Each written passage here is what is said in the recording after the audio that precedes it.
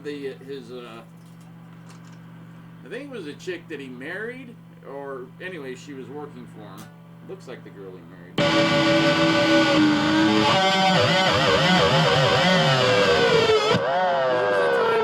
That my mom and I met Eddie Van Halen at a Tom Jones show at the House of Blues in Hollywood. And I just went up to Eddie and I'm like, dude, you know, you're freaking amazing. Met you a few times. He didn't remember. He was. And I'm like, why don't we even bother? But anyways, so I reintroduced myself for like the 6th or 7th time, and he's like, yeah, cool, dude, thanks, man. You know, he's like, I'm not the best in the world. I'm like, well, you know, you've changed guitar playing. You gotta admit that. And he goes, meh. And I'm like, whatever. He was humble. At least when he was drunk, he was humble. And I never saw him no, the last time I saw him, he wasn't, because that was after the Hollywood Bowl show. He had my mom on the list. So I introduced him to my mom.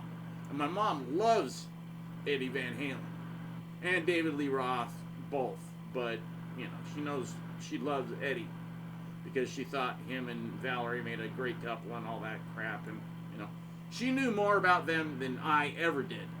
So she was asking him about his cancer. I didn't even know he had cancer. And it, you know, all of a sudden, you know, they're hugging, and he kisses her on the cheek, and he's like, Mom, it's so good to meet you. And he kept calling her Mom. And I'm like, this is amazing. So they talked for like 25 minutes until, you know, our cars came up because we were waiting for the valet to leave. And he's like, yeah, they're going to bring up my Thunderbird. I go, they're going to bring up my Thunderbird. He goes, oh, what kind you got? I go, I got the anniversary, the 95 anniversary. He goes, I got the 2005 anniversary. There's just a little bit of no guitar or anything, but I gotta get used to this thing. This is a great guitar. I've been working on it all morning.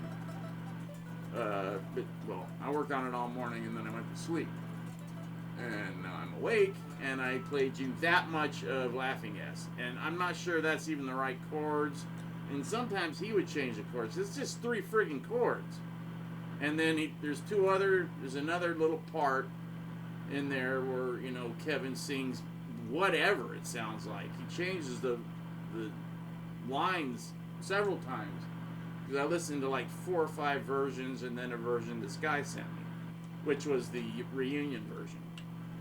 Because he sent me a version, and then I sent him he sent me like night 1 and night 1, because he was using the polka dot V, and then Sharon found out he was playing in reunion shows, and she took his V, so he couldn't use it because that was part of Ozzy now, and he just, you know, got the red Dean V that he used for the second night.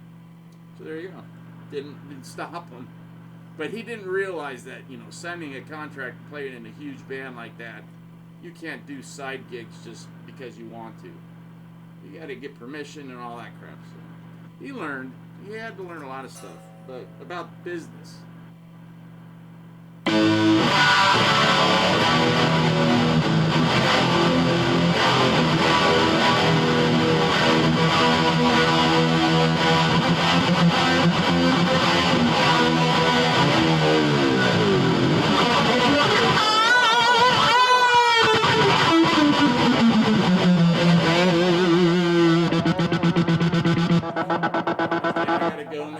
Sorry, it was a short video, but that's that. If you want me to play more, I will.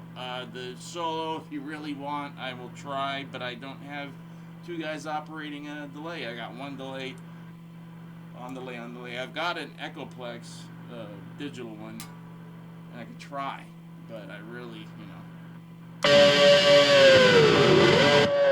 funny thing is when he came back for the reunion show, instead of he did part of that, which is the Echoplex part, and then he went into his solo that he had made for Blizzard. And even parts of the band jam is in that solo. It's pretty amazing. If you should listen to it. It's on YouTube. It's called Quiet Riot 1980. Because he was out of Quiet Riot and then Ozzy, and that was a reunion show. So if you can find it, listen to it. The solo's great. See you. Gotta go. Bye.